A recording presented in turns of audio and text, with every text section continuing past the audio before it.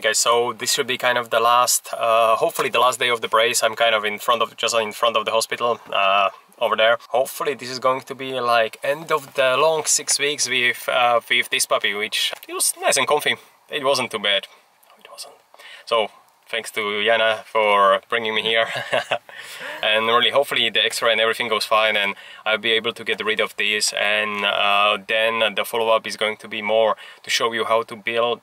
Hopefully the idea is going to be to build the neck which doesn't break. Just joking, just to make it kind of stronger and healthy and full range of motion and everything. I'll be taking you step by step through the things I need to do to get it 100%. Cool, so wish me luck.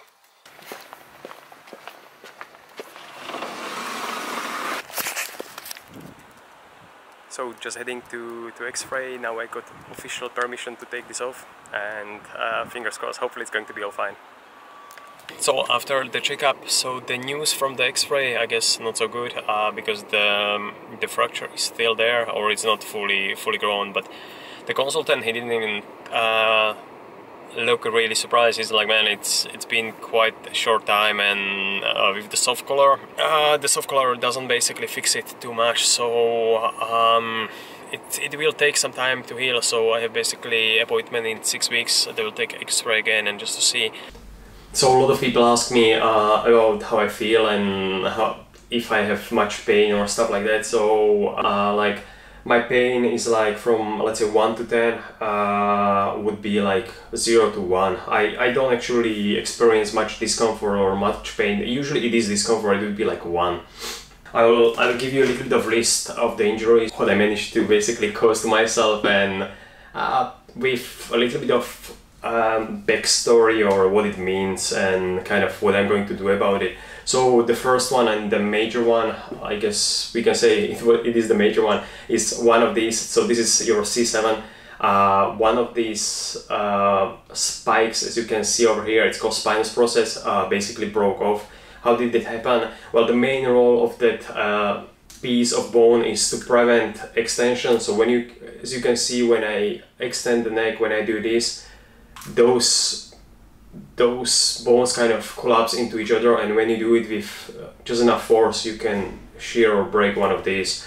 So that's basically what happened. As you could see from the video, like after 6 weeks it didn't heal yet. Like there is a little bit of healing, but it's not fully grown or yeah, I have another X-ray in 6 weeks, and we can kind of cross the fingers and hope it's going to grow back, and hopefully I'm sure it will heal. What I need to stay away is I cannot risk, or I should not do any activities which I can fall down and kind of go into that force extension again. So definitely there is going to be no biking, no crazy things for me. I will stay away from running or from kind of impacts, because what I found is even when I do like a little bit of, there is a test basically, you go on your toes and just drop your heels. I don't tolerate the impact whatsoever. There's straight away like a little bit of symptoms. So yeah, I will basically stay away from that. Same like carrying heavy things or lifting heavy with the upper body, with the training. Yeah, I would basically take it easy, do kind of nice easy exercises for next 6 weeks. Like it is a bummer, but it could be way worse, and I'm really thankful that I'm able to do what I'm able to do right now. So the next injury what I wanted to talk about was the soft disc-like structure in between the vertebrae.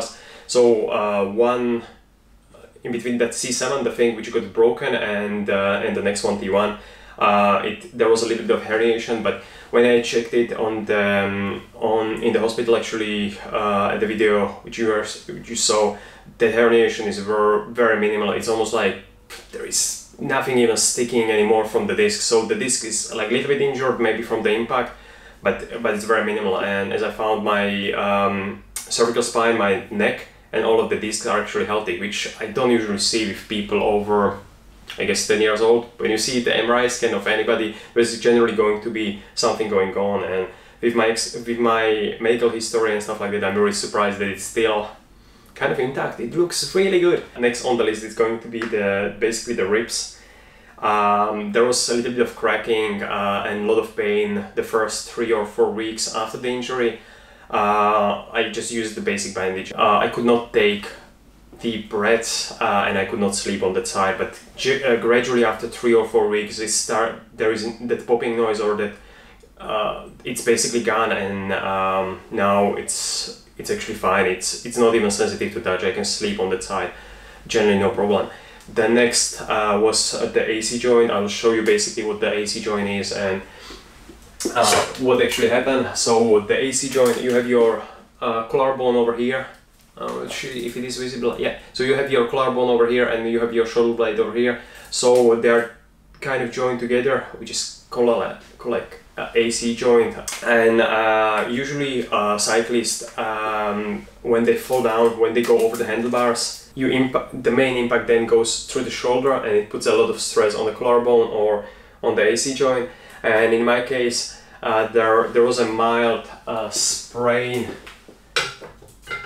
So the collarbone and the shoulder blade, the scapula basically got pulled tiny bit away. So there was like a little bit of tear of those fibers, of those ligaments.